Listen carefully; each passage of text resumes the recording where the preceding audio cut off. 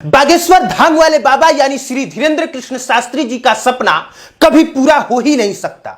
ये जो बात बात में कहते रहते हैं कि हम इस देश को हिंदू राष्ट्र बनाएंगे, हिंदू राष्ट्र बनाएंगे, हिंदू राष्ट्र बनाएंगे, सच ये है कि ये देश कभी हिंदू राष्ट्र बन ही नहीं सकता।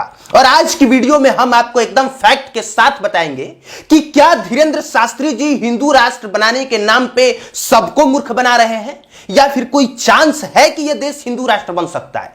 लेकिन आपको यह सब बताने से पहले यह बताते हैं कि पटना के नौबतपुर में जहां धीरेंद्र शास्त्री जी अपनी कथा कह रहे हैं, वहां पे इनकी कथा और सुनने और देखने के लिए इतनी भीड़ उमड़ रही है कि बड़े बड़े सेलिब्रिटी लोगों का कद भी छोटा पड़ गया है। तस्वीरों को देख के आप समझ सकते हैं कि रात के तकरीबन 12-1 बजे भी लोग सो के इंतजार कर रहे हैं। अब आते हैं इस बात पर कि आखिरकार इतनी भीड़ क्यों उमड़ रही है। तो उसका पहला कारण यह है कि धीरेंद्र शास्त्री जी बात करते हैं हिंदू राष्ट्र की, और बहुत सारे ऐसे लोग हैं जो चाहते हैं कि यह देश हिंदू राष्ट्र बने। दूसरा यह कि लाखों लोग इस बात के लिए आ रहे हैं कि हो सकता है धीरेंद्र शास्त्री जी हमारी ही पर्ची निकाल दें और हमारा ही कल्याण हो जाए, यानी वो चमत्कार देखने के लिए आ रहे हैं। और तीसरा, जब आपका कद बड़ा हो जाता है तो लोग स्वतः आपकी तरफ खींचे चले ही आते हैं।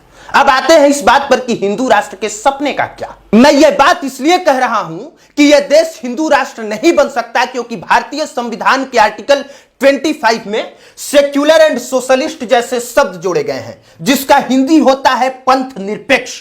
अगर मैं आपको एकदम आसान भाषा में बताऊं तो ये कि फ्रीडम ऑफ रिलीजन यानी कि धार्मिक स्वतंत्रता का अधिकार। मतलब यह कि आप जिस धर्म को चाहे उसे मान सकते हैं, उसका अनुसरण कर सकते हैं, प्रचार कर सकते हैं, पर अपना धर्म किसी के ऊपर थोप नहीं सकते।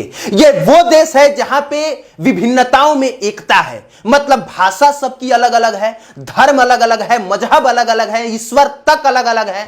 इसके बाद भी सब पहचान के रूप में यही जाने जाते हैं कि वो इंडियन है। सिर्फ इतनी सी बात नहीं है, सुप्रीम कोर्ट के बहुत सारे जजमेंट में India is a secular country कहा गया है। अब बताइए कि जिस देश को सेक्युलर कंट्री कहा जा रहा हो वहां पे हिंदू राष्ट्र की कल्पना किया ही नहीं जा सकता।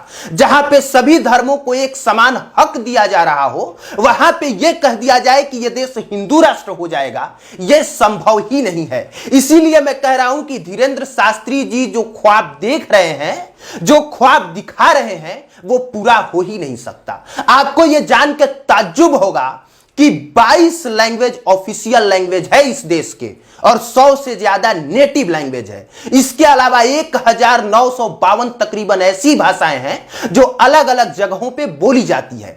अब बताइए, भाषा अलग, कपड़ा अलग, रहन सहन अलग, क्षेत्र अलग, तो फिर धर्म एक ही कैसे घोषित कर दिया जाए। अब आप खुद ही बताइए कि जो देश सर्वधर्म समभाव की बात करता हो वहां पे इस देश को हिंदू राष्ट्र कैसे बनाया जा सकता है। मतलब आसान भाषा में यह समझिए कि अगर इस देश को हिंदू राष्ट्र बनाया गया तो संविधान के नियमों का ही उल्लंघन होगा, जो कभी हो ही नहीं सकता।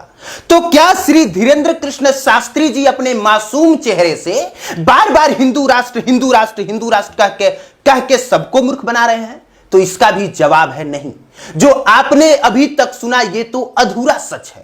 पूरा सच ये है कि संविधान में 42वां संशोधन करके श्रीमती इंदिरा गांधी जी ने सेक्युलर एंड सोशलिस्ट जैसे शब्द जोड़ दिए, मतलब कि पंथ निरपेक्ष जैसा शब्द जोड़ दिया, और इन्होंने कहा कि ये देश जो है वो सेक्युलर कंट्री है, पंथ निरपेक्ष देश है। और यह कैसे किया उन्होंने? क्योंकि 42वां संविधान संशोधन किया 1976 में। तो सीधी सी बात है, अगर 1976 में 42वां संविधान संशोधन करके इंडिया को सेक्युलर कंट्री बनाया जा सकता है, इंडिया को हिंदू राष्ट्र बनने से रोका जा सकता है, तो संविधान में फिर से संशोधन करके हिंदू राष्ट्र भी बनाया जा सकता है। यह सिर्फ और सिर्फ सरकार की नियति पे डिपेंड करता है, यह सिर्फ और सिर्फ सरकार के चाहने पे डिपेंड करता है। तो अगर सरकार चाह जाए कि हिंदू राष्ट्र बनाया जाए, अगर कैबिनेट में मंत्री इस बात पर हस्ताक्षर करें और अपनी मुहर लगा दे तो बन सकता है। पर हां, एक पेच है। पेच यह है कि लोग इसके खिलाफ सुप्रीम कोर्ट में जाएंगे, और अगर सुप्रीम कोर्ट के जज भी इस बात पे हस्ताक्षर कर दें और सुप्रीम कोर्ट के जज भी मान जाए कि नहीं, अगर सेक्युलर कंट्री इस देश को संविधान में संशोधन करके बनाया गया तो फिर से संविधान में संशोधन करके हिंदू राष्ट्र बनाना सही है, तो फिर यह देश हिंदू राष्ट्र भी बन सकता है। मतलब यह कि धीरेंद्र शास्त्री जी जो कह रहे हैं वो मुश्किल है, पेचीदा है, पर नामुमकिन नहीं है। और यही कोशिश कर रहे हैं धीरेंद्र शास्त्री जी कहने की, बताने की। बाकी इस पूरे मुद्दे पे आप क्या सोचते हैं, अपनी राय जरूर दीजिएगा। आप देख रहे थे पब्लिक प्लेटफॉर्म। मेरा नाम कुमार अभिनव है। देखने के लिए आपका धन्यवाद।